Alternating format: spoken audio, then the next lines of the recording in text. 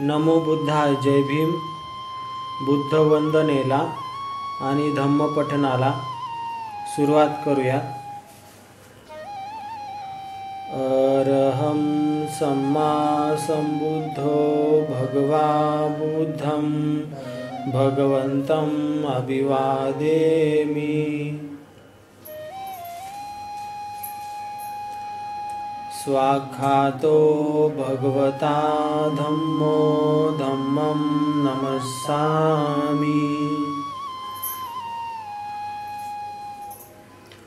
सुपठिपन्नो भगवतो सावकसङ्घो संघं नमामि.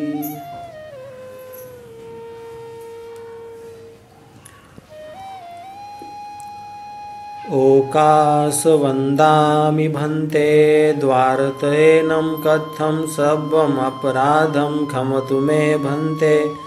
द्वितीयंपि ओकासवन्दामि भन्ते द्वारतयेनं कथं सर्वमपराधं क्षमतु मे भन्ते.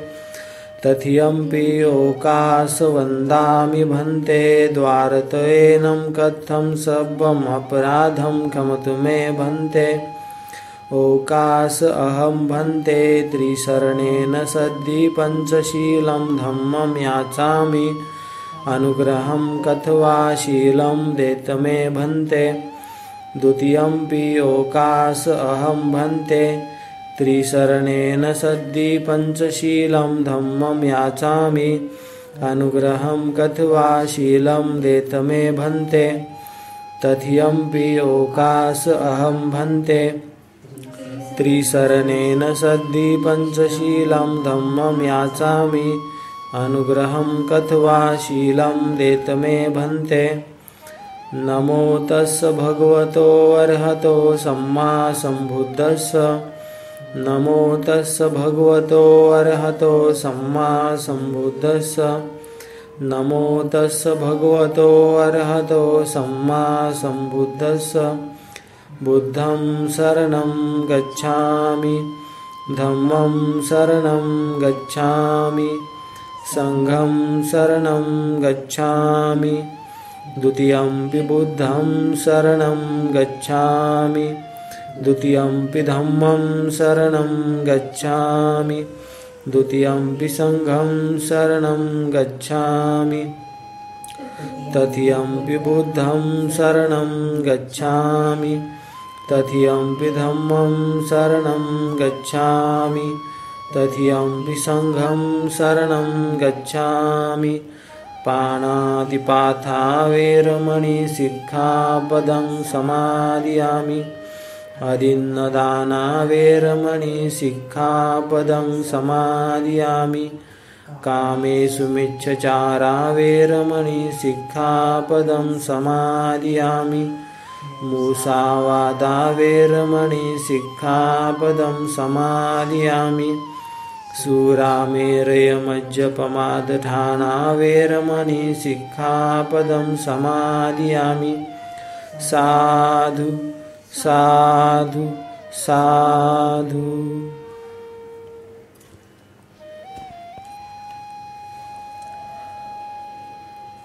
वनगन्धं गुणपेथं मेथं कुसुमसन्धति. पूजयामि मुनिन्दस्य श्रीपादसरोरहे. पूजयामि बुद्धं कुसुमेन नयनं पूयेन मेथेन लभामि मोक्षं.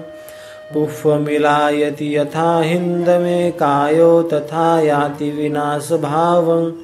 गन्धसंभारयुतेन दीप्तेन सुगन्धिना पूज्ये च पूजनीयन्तं पूजाभाजनमुत्तमं. घनसारपदितेन दीप्तेन तं धनशिनातिलोकदीपं संबुद्धं पूजयामि तमोनुदं. सुगन्धिकाय वदनं अनन्तगुणगन्धिना सुगन्धिना गन्धेन पूजयामि तथागतं. बुद्धं धम्मं च संघं सुगततनुभुवा धातुवधातुगभ्ये. लङ्काय जम्बुदीपेति दशपुरवरे नागलोके च धूपे. सभ्यबुद्ध सबिम्बे सकलदशदिशे केशलोमादिधातुवन्दे.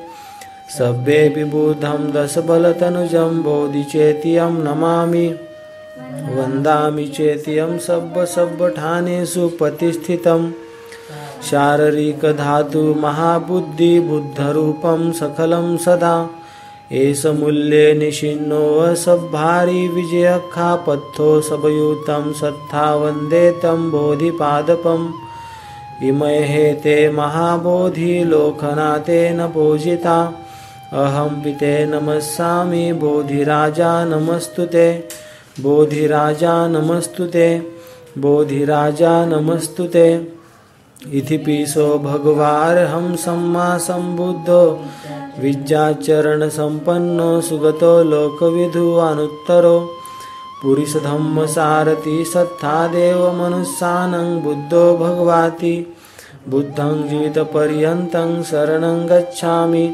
एष बुद्धातीताच एष बुद्धानागता पचुपन्नाच बुद्धा वन्दामि सर्वदा नत्थि मे शरणं अय्यं बुद्धो मे शरणं वरं एतेन सच्चवज्जन होतु मे जयमङ्गलम् उत्तमङ्गेन वन्देऽहं पादपशुवरुत्तमं बुद्धेयो खलितो दोषो बुद्धो खमतु तं मम एङ्किञ्चिरथनं लोके विज्यति विविधापथु रथनं बुद्धसमानत्थि तस्मास्वत्ति भवन्तु मे यो सन्निशिन्नो वरबोधिमूले मारंससैना महन्ति विजत्वा सम्बोधिमागच्छि अनन्तयानो लोकोत्तमोतं प्रणमामि बुद्धं स्वाख्यातो भगवता धम्मो सन्दिष्टिको अकालिको यहिपसिको अपनायको पच्यतं वेदितभो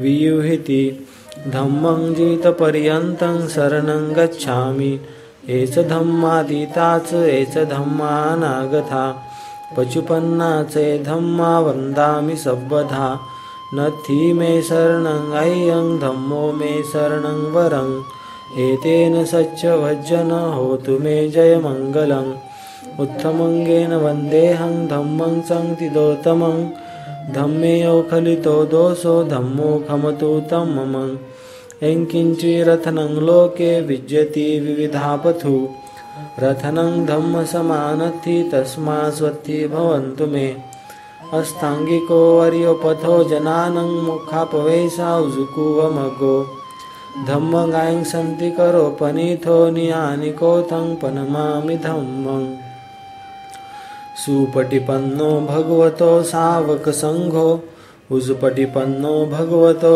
सावकसङ्घो न्यायपटिपन्नो भगवतो सावकसङ्घो सामीचिपटिपन्नो भगवतो सावकसङ्घो यदिदं चत्तारि पुरिसयुगामि अट्टपुरिसपुग्गला एष भगवतो सावकसङ्घो आहुनयो पाहुनयो दक्षिणयो अञ्जलिकरणीयो अनुत्तरं पुय्यङ्खेतं लोकसाहति सङ्घं जीवितपर्यन्तं शरणं गच्छामि एच सङ्घातीताच एच सङ्घा अनागता पचुपन्नाच सङ्घा वन्दामि सर्वदा नत्थि मे शरणं अय्यं सङ्घो मे शरणं वरं एतेन सच्चवज्जन होतु मे जयमङ्गलम् उत्तमङ्गेन वन्देऽहं सङ्घं संतिदोत्तमं सङ्घेयो खलितो दोषो सङ्घो खमतु तं मम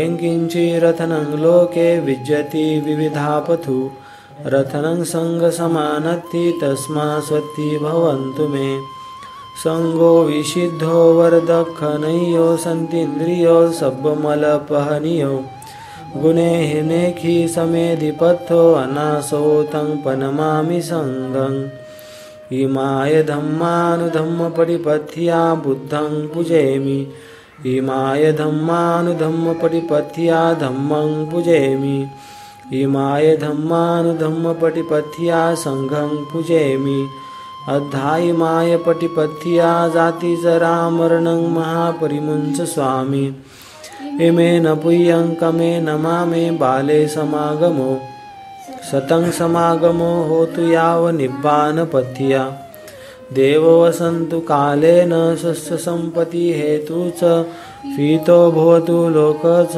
राजा भवतु धम्मिको सकलबीजं विदुर्यानं देवरूपं सुजीव निर्मलचक्षुगम्भीरघोषं गौरवर्णं सुखाय अभयचित्तं निभयकामं सुरतधम्मं सुपेम विरथरजं सुजननेथं भीमरावं सरामि भीमरावं सरामि भीमरावं सरामि दिव्यप्रभरत्न तुम्ही साधु वरदान तुम्ही अद्य कुलभूषण तुम्ही भीमराजा सकल विद्यापती ज्ञान सत्य संगती शास्त्रशासनमती बुद्धितेजा पंकजा नरवरा रत्न स्वजन उद्धरा भगवंत आमचा खरा भक्त काजा चौधार संगरी शास्त्र न धरिता करी कापला हरी उरी रौद्र रूपा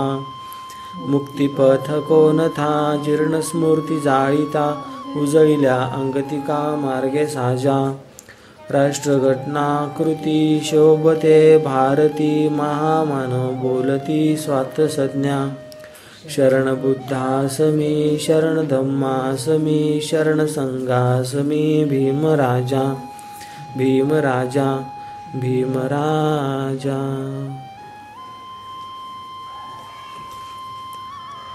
आज आपण पाहणार आहोत शाक्यांनी केलेले स्वागत। भगवान बुद्ध शाक्य देशी परतले तेव्हा आपल्या देशबांधवात 2 तट पडलेले त्यांना आढळून आले। एक त्यांच्या बाजूने होता व दुसरा त्यांच्या विरुद्ध होता। मागे शाक्य व कोलीय यांच्यातील युद्धाच्या प्रश्नाबाबत जो वाद माजला होता आणि ज्यात त्यांनी फार महत्त्वाचा भाग घेतला होता, त्यावेळी शाक्य संघात झालेल्या मतभेदांची त्यांना आठवण झाली। त्यावेळच्या त्यांच्या विरोधकांनी यावेळीसुद्धा त्यांना प्रणिपात करण्याचे किंवा त्यांचा मोठेपणा मान्य करण्याचे नाकारले।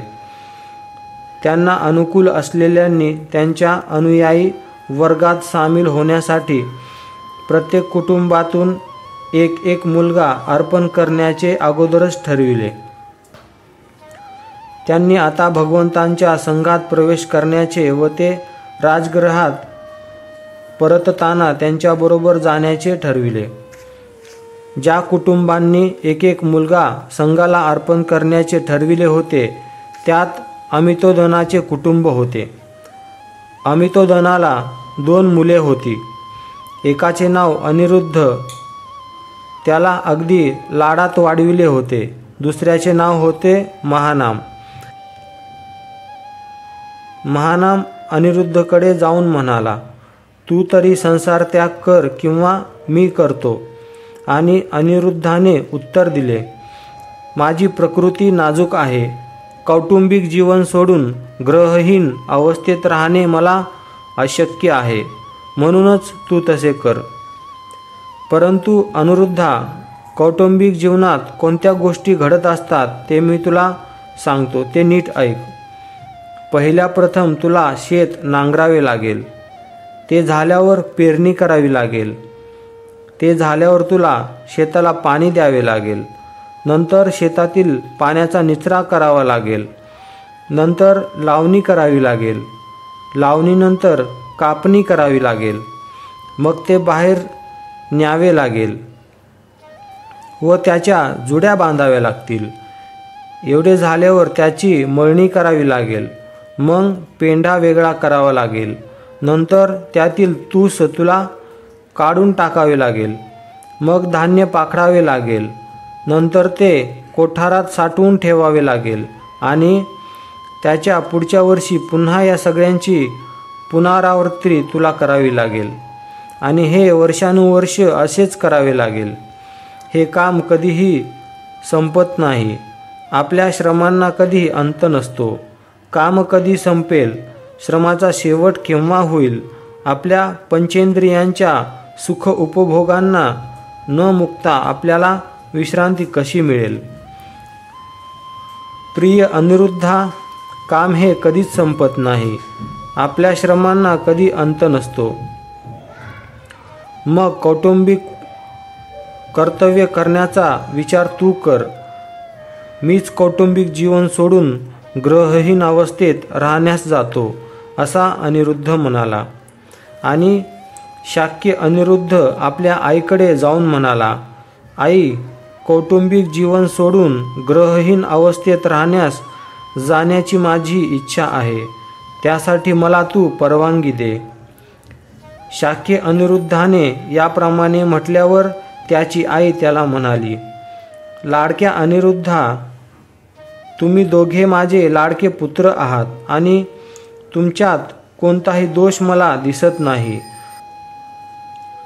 माझ्या इच्छेविरुद्ध केवळ मृत्यूमुळे एके दिवशी तुमची व माझी ताटातूट होईल, परंतु मी जिवंत असताना तुम्ही कौटुंबिक जीवन सोडून ग्रहहीन अवस्थेत जावे याला मी कशी संमती देऊ. पुन्हा एकदा अनिरुद्धाने तीच विनंती केली आणि त्याला तेच उत्तर मिळाले. अनिरुद्धाने आपल्या आईला तिसऱ्यांदा तीच विनंती केली. त्यावेळी शाक्य राजा भद्दिय याची शाक्यावर सत्ता होती आणि तो अनिरुद्धाचा मित्र होता. त्यामुळे राजा संसार त्याग करणार नाही असे वाटून ती अनिरुद्धाला म्हणाली, लाडक्या अनिरुद्धा, जर राजा शाक्य भद्दिय याने संसार त्याग केला तर तूही त्याच्याबरोबर जा. नंतर अनिरुद्ध बद्दीकडे गेला आणि त्याला म्हणाला, प्रिय मित्रा, माझ्या संसार त्यागात तुझ्यामुळे अडथळा येतो आहे. मग प्रिय मित्रा, मी तो अडथळा दूर करतो. मी तुझ्याबरोबर आहे. तुझ्या इच्छेप्रमाणे तू संसार त्याग कर. प्रिय मित्रा, आपण दोघेही संसार त्याग करूया. प्रिय मित्रा, संसार त्याग करण्यास मी असमर्थ आहे. तू दुसरे काहीही करावयास मला सांगितलेस तर मी ते करीन. तू एकटा संसार त्याग कर. भद्दिय म्हणाला, प्रिय मित्रा, जर तू संसार त्याग केलास तरच मीही करावा असे आईने सांगितले आहे. आणि तूही आत्ताच म्हणालास की जर तुझ्या संसार त्यागात माझ्यामुळे अडथळा येत असेल तर तो अडथळा दूर करतो. मी देखील संसार त्यागास तुझ्या इच्छेप्रमाणे तुझ्याबरोबर आहे. म्हणून प्रिय मित्रा, आपण दोघेही संसार त्याग करूया. शाक्य राजा भद्दिय अनिरुद्धाला म्हणाला, प्रिय मित्रा, 7 वर्ष थांब. 7 वर्षानंतर आपण बरोबर संसार त्याग करू. प्रिय मित्रा, 7 वर्ष हा फार दीर्घ काळ आहे. मी 7 वर्ष थांबू शकत नाही. भद्दियाने ती मुदत 6 वर्षावर आणली आणि क्रमाक्रमाने ती 1 वर्षावर आणली. मग 7 महिन्यावर आणि क्रमाक्रमाने ती 1 महिन्यावर आणि मग 1 पंधरवाड्यावर आणली. प्रत्येक वेळी अनिरुद्ध म्हणाला, इतका दीर्घकाळ मी थांबू शकत नाही. मग राजा म्हणाला, मित्रा, माझ्या पुत्रावर व भावांवर राज्य सोपवीपर्यंत 7 दिवस तरी थांब. 7 दिवस म्हणजे काही फार नव्हते. तितका वेळ थांबण्यास मी तयार आहे. अनिरुद्धाकडून त्याला असे उत्तर मिळाले. याप्रमाणे शाक्य राजा भद्दिय, अनिरुद्ध, आनंद, भग्गू, किंबिल आणि देवदत्त हे पूर्वी जसे क्रीडा उद्यानात चतुर रंगसेनेसह मिळून जात असत, तसे यावेळीही चतुरंग सेनेसह ते 6 जण आणि त्यांच्याजवळ उपाली नावाचा न्हावी असे सगळे मिळून 7 जण बाहेर पडले. काही अंतर चालून गेल्यानंतर त्यांनी आपल्या सेनेला परत पाठवले आणि शेजारच्या जनपदात त्यांनी प्रवेश केला. आपल्या चांगल्या चांगल्या वस्तू त्यांनी काढल्या आणि त्या आपल्या वस्त्रात गुंडाळून त्यांनी त्याचे एक गाठोडे बांधले आणि ते उपाली न्हाव्याला म्हणाले, मित्रा, तू आता कपिल वस्तूला परत जा. तुझ्या उदरनिर्वाहासाठी या वस्तू तुला पुरेशा आहेत. आम्ही आता भगवान बुद्धाकडे जातो. आणि मग ते पुढे गेले. ते पुढे चालून गेले आणि उपाली घरी परतला. उद्या आपण पाहूया बुद्धांना गृहस्थाश्रमी बनविण्याचा शेवटचा प्रयत्न.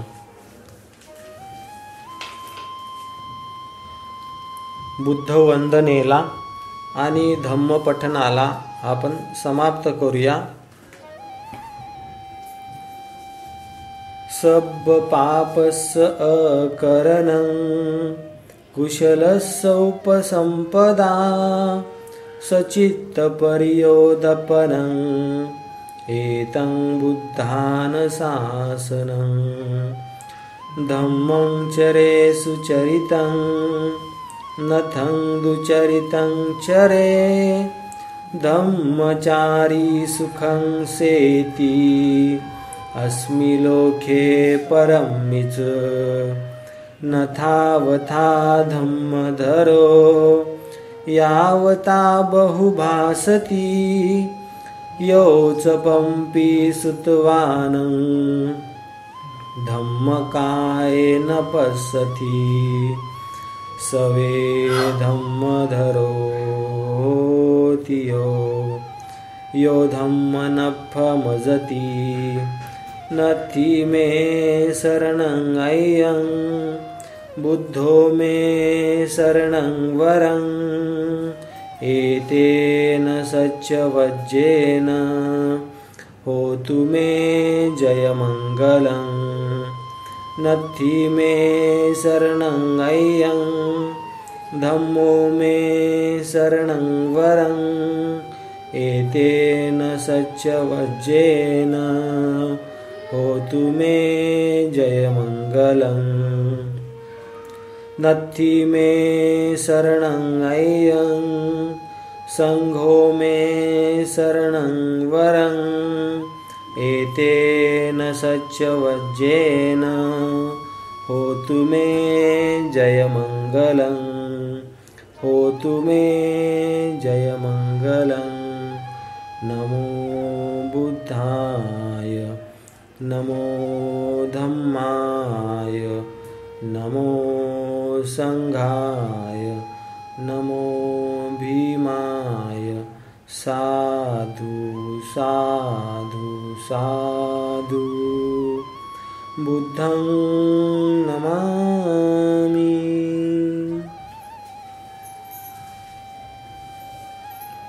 धम्मं नमामि. संघं